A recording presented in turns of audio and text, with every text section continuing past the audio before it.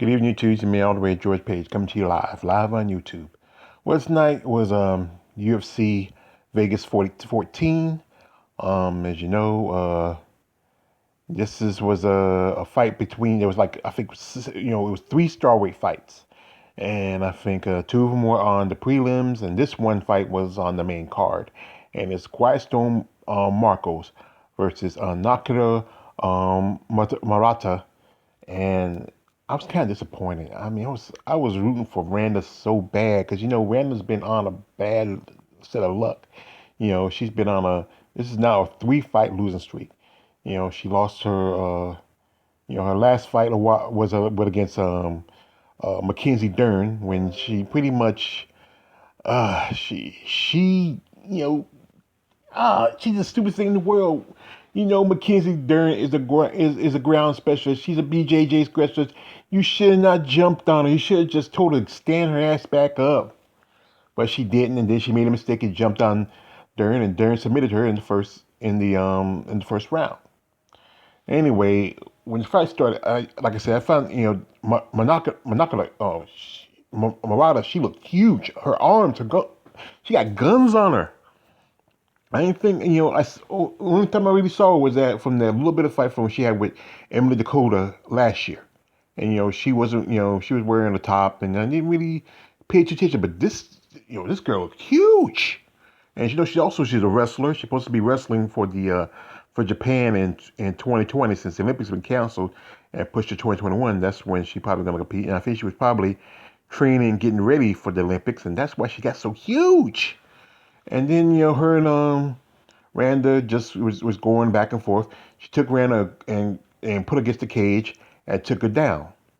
And then while she had her down, she was hitting her with some elbows. And then she had two takedowns in the first round. And at the end of the first round, Randa was trying to get a leg lock submission, but I don't know, she just didn't do enough. And it was it. And the fight was over. And then there was the second round, and then Murata she was just muscling Randa Markos. I mean, she was hitting her with some shots, and she was muscling against the cage. And then, at one point it looked like she needed her, but I think, Randa was, the thing is, if your knees and hands are up from the mat, it's technically a legal strike.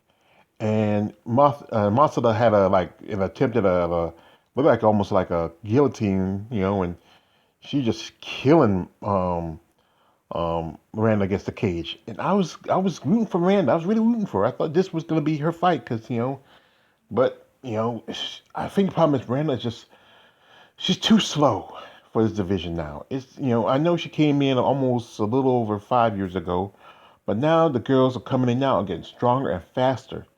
And I don't think she has much left in the tank.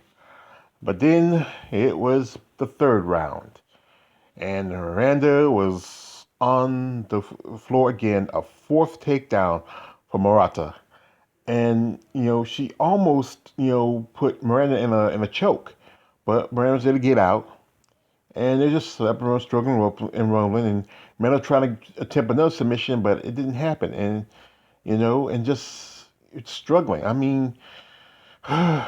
And then it was over. And then once it was over, it was unanimous decision in favor of Kanako Murata.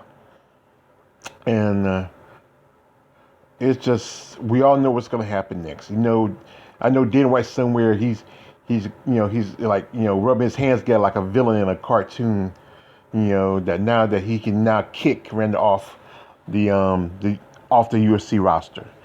And it's just tough break. I like Randa, her personality, and I think, but now she has gotten to the point where she's no much of a use for anybody anymore. I mean, even though she was, fighting at least 3 times this year, I think this is her third fight this year, and a game opponent. But we all know, she's been have targeted her back for a long time, and her win loss record has been something of a thing against her. She has that draw against Marina Rodriguez. Because I remember she did an interview on Man Coach Harrison. She talked about that.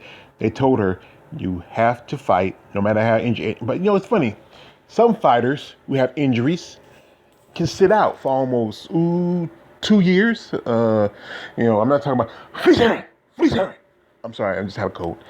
And others can just, yay, you know what, you can go on a pretty much almost a 4-fight losing streak and not get dropped. To the toys. Oh, I'm sorry, you know, and it's just, I don't know, but I think they just had it in for Randa. I think she might have speaked out too much, something like that. They go after somebody for some reason or another. They use your age, you're too vocal about something. It's just the list goes on and on. But like I said, I feel like they're gonna, even though I think with this thing going on COVID and it's harder finding fighters, but now they're snatching fighters left and right. And I think pretty much I think this is gonna be Randa's swan song. And I wish her the best of luck. Maybe she, Randa's also she's a, I forget I really she has a job. I think she's a pharmacist or was that or something. I think she has a real job. But these fighters like fighting. They love the sport. They're committed to it, even though, you know.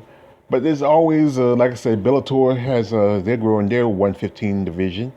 LFA, I doubt they'll let her go back to Invicta.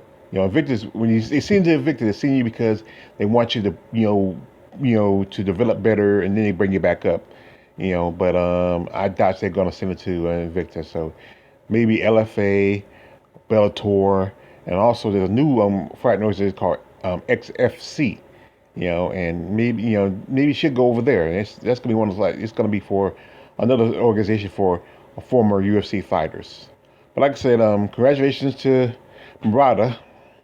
This girl, like I said, she got guns like Jessica Andrade, especially for a strawweight. And I want to say is best of luck to Quiet Storm Randa Markos. And we hope we still see you somewhere in MMA someplace. It's your man on the Race George page. Don't subscribe. I'm out.